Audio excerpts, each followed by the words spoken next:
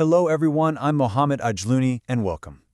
We've made it to the 13th and final part of our series, Humanizing HR. It has been an incredible journey, and I'm so glad you're here with me to wrap things up as we explore one last, crucial topic. What if? Throughout this entire series, we've really tried to poke holes in the old ways of doing things, to challenge the conventional wisdom about how we manage people. My whole passion is questioning the status quo, and I really hope that's come through in our journey together. We started with a pretty simple idea, right? Let's move beyond that cold, mechanical language of business. Phrases like human resources or human capital. They're everywhere, but let's be honest, they can really diminish the very people they're supposed to be about. And instead, we focused on seeing people for who they actually are, individuals bursting with potential, people who are ready to learn, to grow, and to contribute in ways that bring value not just to the bottom line, but to their own lives too. That is the heart of humanizing HR. And man, we covered a lot of ground, didn't we? We really got into the nitty-gritty, everything from how we find and hire people to how we build out technical grading and salary systems. We talked leadership, learning, performance, and even tackled the giants of innovation and culture. But here's the thing. After building up this whole framework, maybe the most important thing we can do is try to knock it down. So for this final video, we're flipping the script.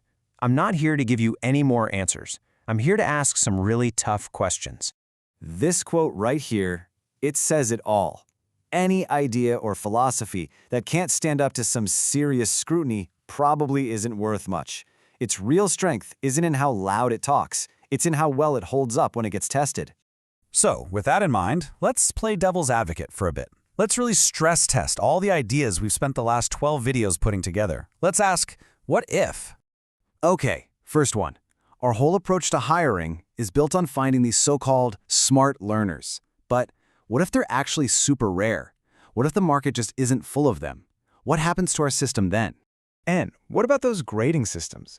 We designed them to be these beautiful roadmaps for growth, but what if they just become a bureaucratic mess? Or even worse, what if people just start gaming the system, chasing the grade to get the raise, instead of actually learning anything?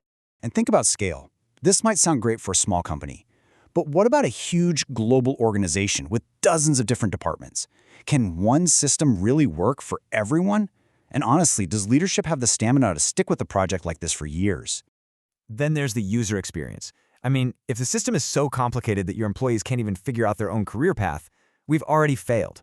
And then there's the money. A system that pays for growth has to be paid for. What if it just gets too expensive to keep up? This is a funny one. It's the problem of success, right? We create this awesome system to help people get to the top of their game. But what if it works too well? What happens when you have a ton of people at the highest levels and your payroll just explodes? We also have to be real about people.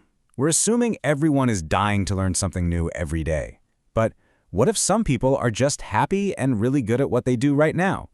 Does our system, which we see as an opportunity, start to feel like constant nagging pressure to them? Oh, and leadership. We can try to redefine the role, but what if people still just want the title for the power and the status? And we've all seen this story. You take your best programmer, make him a manager, and boom, you've lost a great programmer and gained a terrible leader.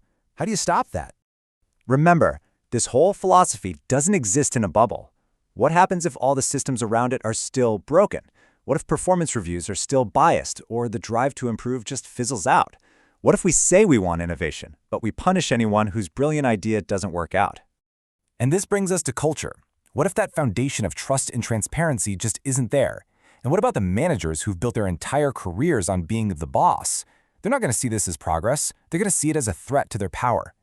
And here it is, the big one. The question that keeps every leader up at night. We pour all this time, all this money, all this energy into making our people better, more skilled, more capable, and more valuable on the open market. What if they just take all that amazing new skill and walk right out the door? But after all of that doubt, after poking all those holes, let's ask one final question. Let's completely flip the script. What if it works? What if we figure out all those challenges and we actually do it? What if we succeed in building a place where people don't just work, they thrive? You see, all of these what-ifs, they're not roadblocks. They're not reasons to give up. They're invitations. They're the essential questions you have to ask to make these ideas work in your world. They're what will make your approach stronger. And that right there leads to the single most important idea of this entire series. If you remember one thing, make it this. Humanizing HR is not a model you can implement. It's not a checklist. It's not something you could just copy and paste. It's a mindset that you have to develop. So, my ultimate hope is that the real value you got from our time together isn't a neat package of answers. My hope is that the value is in the quality of the questions you're ready to start asking now. It has truly been a privilege to walk through all of these ideas with you. Thank you so much for your time, for your attention, and for being part of this journey to humanize the way we work. So I've shared the philosophy. I've given you the hard questions. Now the real work begins. The answers are in your hands. My name is Mohammed Ajlouni. Thank you, and I wish you all the best.